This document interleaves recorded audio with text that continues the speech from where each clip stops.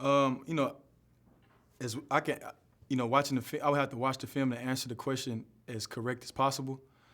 Just because you're in the course of the game and you don't necessarily know, I could speak on something that may not necessarily happen, but all I can really say is that I feel like we got good looks for the most part, and the shots just didn't go in.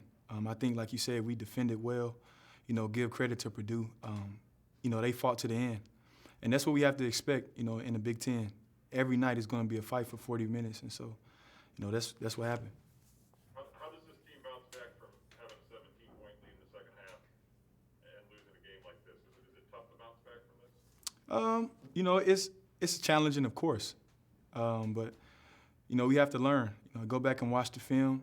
Get the insight and wisdom that we can pull from it, and just keep moving forward. It's no need to hang our heads. It's still early in the season, and I believe we have a great basketball team, and we can do a lot of high-level things. So we just have to stay encouraged, man. There's no need to put our heads down. But like I said, the loss does hurt, especially losing like that. That's tough. And like you said, we had that lead. But at the end of the day, man, we just have to learn and just keep moving forward. Go next to Chris Solari. Gosh, you guys defended the perimeter again against a good three-point shooting team. I guess can you break down that and how much executing the game plan you did there, and then also kind of fill us in on a little bit of the strategy down the stretch with Williams. He seemed to get a lot of buckets there late.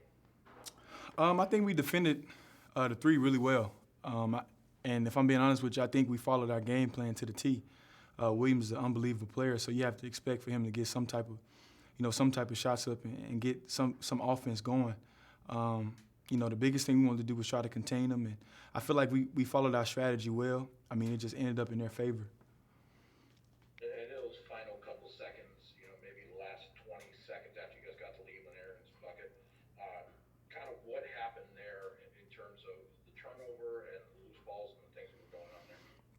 Well, Aaron got that bucket, and then like you said, Joey.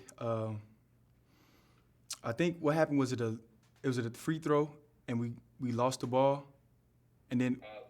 Before that was the Rocket in the corner, getting kind of nudged out of bounds. Yep.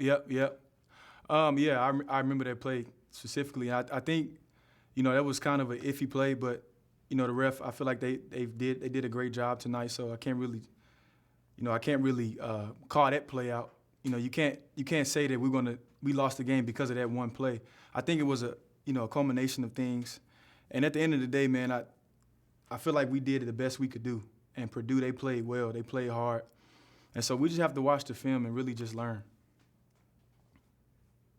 We'll go next to Lindsey Huddleston from SPS.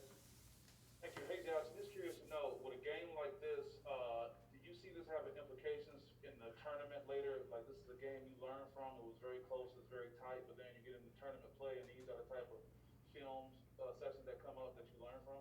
Oh yeah, most definitely. I think every game, prepares you for the tournament, especially a game like this. When it's in the tournament, is win or go home. And so I think, having games like this, it really prepares you to kind of get that, to fill out that intensity and that urgency that's going to be in that, in those games. And regardless of whether they're fans in the stands or not, it's still going to be intense. It's still going to have a sense of urgency, and you really seen that tonight. So I think we can definitely learn from this game, and it prepares for the future. All right, thanks for that. Yes, sir. I don't see any further questions for Josh. I'll give it one last call before we close out and go to Coach Izzo. Seeing no further questions.